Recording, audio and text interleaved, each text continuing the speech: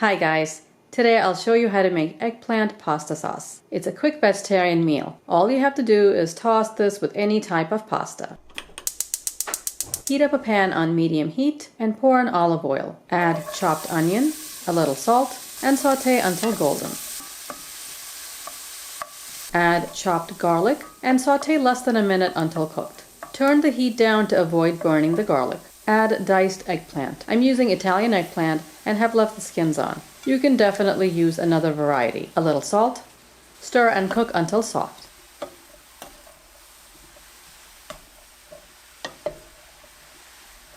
Eggplant absorbs oil, so add a little more olive oil if you need to.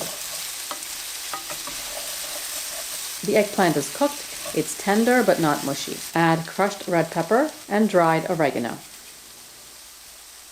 Stir for 30 seconds. Then add crushed tomatoes. Canned works well for this recipe. A little salt and sugar. Give it a stir. It's bubbling. Now cover and cook on medium-low heat for 10 minutes, stirring in between.